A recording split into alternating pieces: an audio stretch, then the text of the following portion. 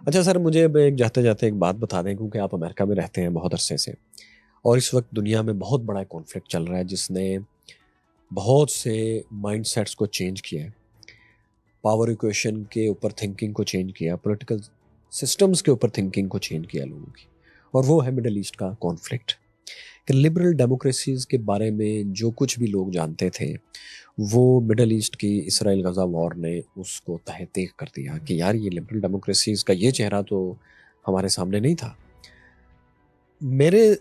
میرے پاس آپ کے لیے یہ سوال ہے کہ آپ اس معاشرے میں رہتے ہیں جس پر یہ سب سے زیادہ اعتراض اٹھ رہا ہے، آپ اس کانفلکٹ کو، اسرائیل اور فلسطین کے کانفلکٹ کو، اور اس کو اس کی ڈائمنشنز کو اور اس کے اثرات جس طرح سے دنیا پہ ہو رہے ہیں، مائنڈز پہ ہو رہے ہیں اور فیوچر پہ ہوں گے، اس کو کیسے دیکھتے ہیں کہ یہ کیا ہے؟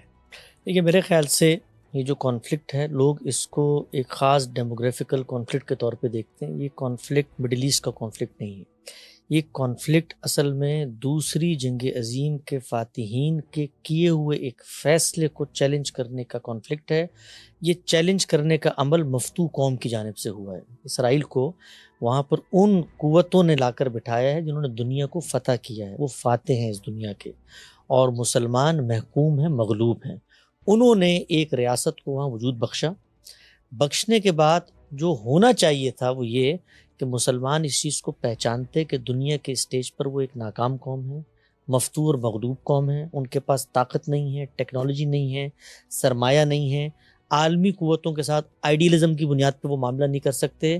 اللہ کا شکر ہے، فضل ہے، کرم ہے کہ کم سے کم 1928 کے بعد یہ اصول مان لیا گیا ہے کہ وہ لوگ ہم پر فتح کر کے قبضہ نہیں کر سکتے۔ تو جو کچھ ہمیں ملا ہوا ہے اس کو آئیڈیلزم کی بنیاد پہ نہیں، پریکٹیکل وزڈم کی بنیاد پر ان عالمی قوتوں کے ساتھ معاملات کریں، نیگوشیٹ کریں۔ 2 اسٹیٹ کا ایک سولوشن ہمارے پاس موجود تھا۔ ہم نے پہلے دن سے فلسطین کی جو مذہبی قیادت ہے اس نے اس کو نہیں مانا، اور جو رستہ اختیار کیا وہ مسلح جدوجہد کا تھا۔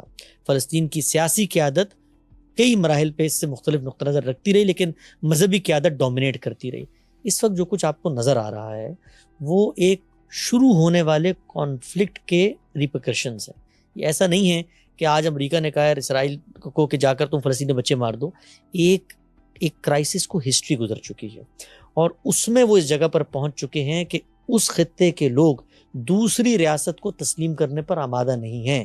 تو اب عالمی قوتیں کہتی ہیں کہ اس کو بٹھانے کا فیصلہ ہم نے کیا تھا، اور ان کی آشرواد سے وہ اپنی بقا، اپنے وجود، اپنا تسلط کہیے، ظلم کہیے، وہاں پر اس نے قبضہ کر لیا، کچھ بھی کہیے، اس کا تحفظ کر رہا ہے۔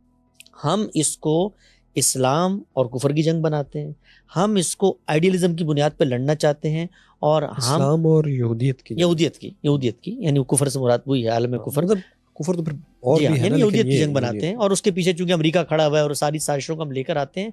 بھائی یہودیت کی بھی میرے خیال زائنزم کی زیادہ یہ ہے، کیونکہ دنیا آپ جو امریکہ ہے، میں دیکھتے ہوں گے کہ مطلب جیوش فار پیلسٹائن ایک بہت ساری آوازیں ہیں دنیا بھر میں۔ میں جو بات عرض کرنا چاہتا ہوں وہ یہ کہ مسلمانوں کو اس وقت آخری درجے میں شکست ہو گئی ہے مسلح جدوجہد میں۔ ان کے پاس جو کچھ موجود تھا 60 سالوں میں وہ جاتا رہا۔ ایونٹس کے اوپر ہم بات نہیں کر سکتے، ایونٹس اصل میں ہسٹری کے بائی پروڈکٹس ہوتے ہیں، جو ہمارے ایکشنز ہوتے ہیں۔ ہم نے 70 سال پہلے ایک فیصلہ کیا تھا، وہ تھا لڑنے کا فیصلہ۔ آپ لڑتے رہے، آپ کو نقصان ہوتا رہا، اس وقت وہ نقصان آخری درجے میں پہنچ گیا۔ ابھی بھی وقت ہے فلسطین کے لوگ اپنی سیاسی قیادت کو آگے لے کر آئیں اور 2 اسٹیٹ سولوشن کی طرف بڑھیں، کیونکہ دنیا میں یہ جو تقسیم ہے لکیریں کھینچنے والی، یہ تقسیم کو انصاف کے اصول پہ نہیں ہوئی دنیا میں، یہ عالمی طاقتوں نے اپنے غلبے اور تغلب کی بنیاد پہ کی ہیں۔ تو ان کے ساتھ ہم نے جینے کا کرینہ پیدا کرنا ہے، ورنہ جو کچھ ہمیں حاصل ہے وہ بھی چلا جائے گا۔ آپ کے خیال میں اسرائیل کی جو جوش لابیز ہیں، جوش ہارڈ لائنرز ہیں، جوش کمیونٹی ہے، ان کی سیٹلرز بھی ہیں جو کہ غزہ اور ویسٹ بینک میں بھی اپنی آبادیاں بڑھانا چاہ رہے ہیں اور بڑھا بھی رہے ہیں ویسٹ بینک میں، وہ واقعی امن چاہتے ہیں؟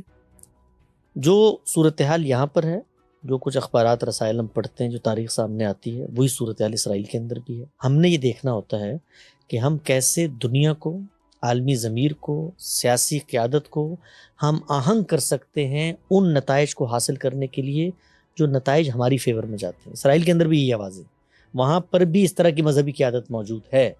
ہم نے اس مذہبی قیادت کو موقع دینا ہے کہ وہ آئے اور ہم پر چڑھ دوڑے۔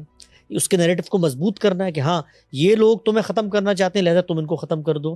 اگر یہ سب کچھ نہیں کرنا، اور یہ ایک دن میں نہیں ہوا، اس کے پیچھے 60-70 سال کی ہسٹری ہے، اگر ہم اس لاہ عمل کی طرف بڑھتے تو ممکن ہے، عین ممکن ہے کہ عالمی قوتیں ہوں، اسی طریقے سے مسلمانوں کی سیاسی قیادت ہو، اور خود اسرائیل کے اندر جو لوگ بستے ہیں ان کی ضمیر ہو، وہ شاید ہمارے نیریٹو کے زیادہ قریب آتے. اس پورے کے پورے تنازع میں ہم نے کھویا زیادہ ہے، پایا پہ کچھ بھی نہیں.